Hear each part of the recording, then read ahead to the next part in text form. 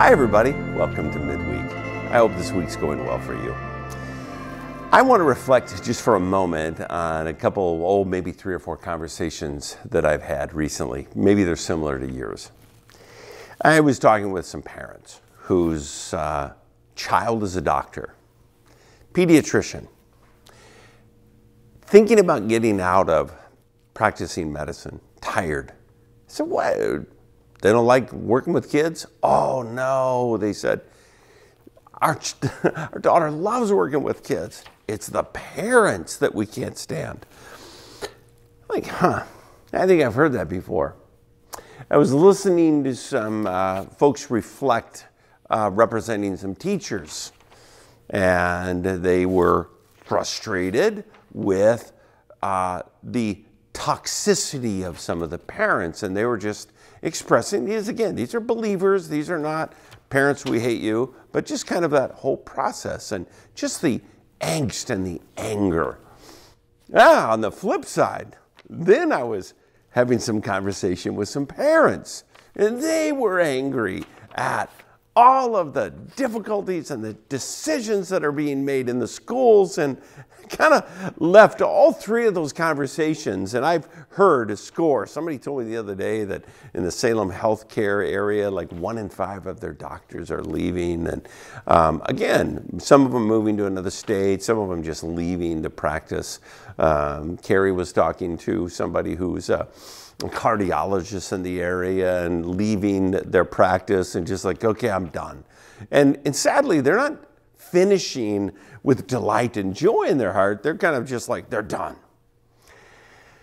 Reflecting on that, I was like, man, what do you do in a culture where it seems like everybody's mad at everybody? Well, strangely, I have a solution. No, it's not going to turn the world around, but it sure makes my day better, and I think it'll make your day better. There's a guy I love, Will Wellman. He's a bishop in another denomination, but he works with pastors and he works with churches. And one time this one lady came to Mr. Wellman and said, man, we love our new pastor. And William asked her, it's like, what is it? She goes, it's his benedictions. Now, maybe that's not a practice that you've kind of experienced. I've periodically done them, not consistently. I think I may do them more consistently. What is a benediction? It's a blessing. You probably are familiar with the Aaronic Aaron blessing. Let me read it to you. I bet you have heard this one. It says in Numbers chapter 6, the Lord bless you and keep you. The Lord make his face shine upon you. May he be gracious to you. The Lord turn his face toward you and give you peace. That was actually a command to the priests. It was also something, as I began to just kind of look into this, it was something that Christ did. There was a blessing of Christ. It said, and when he had led them into the vicinity of Bethany, he lifted up his hands and he blessed them. Was going back and look at the concept of benediction and blessing. It was a command to the priests, but it's actually a command to us. And it's maybe, let me put it in a different frame, it's a privilege given to us. We have the privilege and the honor and maybe even the assignment to pray blessing on people. What are we doing? Well, we're asking the favor of God upon them. As a pastor, what you're really doing is you're coming, and it's not because I have particular power. Blessing is really, I'm a conduit of the grace of God. I am a distributor of God's, the Father's blessing upon people. I'm asking him to bring favor. The other day I was sending somebody a text, and I simply said, may it be on earth as it is in heaven. I was asking for the favor of God. I was asking for the blessing of God. And I realized as I did that, that is your privilege as well.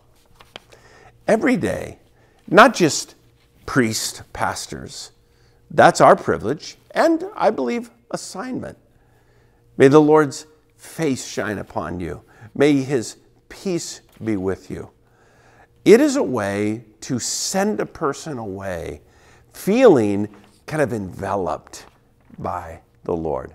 This one lady, when William asked her, what is it about his blessing? She goes, well, he stands there and he lifts up his hands.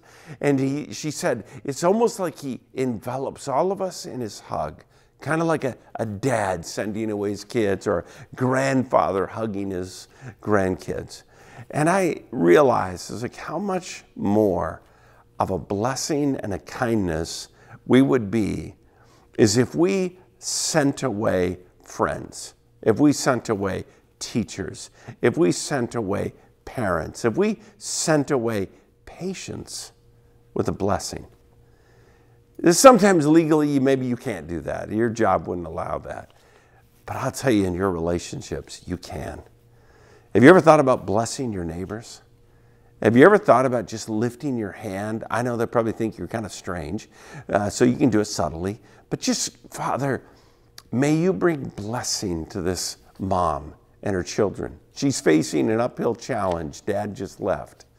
God, may she feel your presence and your power. Or another family who's dealing with an aging parent and who's facing the challenges that is ahead of them. What would it look like for you to say, Father, grant them wisdom. Grant them the favor of wise decisions and open doors. What you're really asking is, God, bring your blessing specifically to them.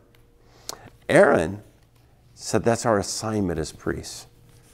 Well, my friend, you're a priest. You are. You're the individual who God has sent into your neighborhood. You're the individual who God has sent to your work.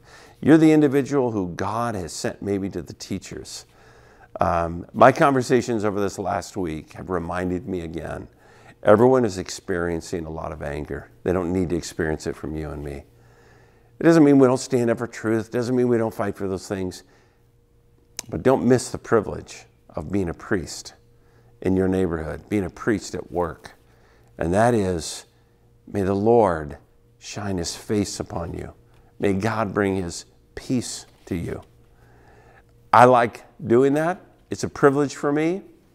I love our congregation with all my heart. How about you and I together? Let's love our city and bring a blessing, because as Christ lifted up his hands, he prayed blessing upon them. Let's do the same. In that way, we will be just like Christ. This weekend, we're going to be coming together for Envision Weekend. One of my favorites. We're going to be looking back at all the glorious things God has done in the future of our church. We're going to be looking ahead and asking God to give us faith and boldness. We're going to be talking about building projects and renovation. We're going to be talking about all kinds of different things. So I can't wait to see you this weekend. I hope you'll come to one of the 3 services, or maybe do like I do, go to all 3. They're going to be fun. And then we're going to be going back into 1 John after that. Can't wait to see you this weekend. May the Lord bless you. May the Lord's face shine upon you, and may you experience in this day his peace. I love you.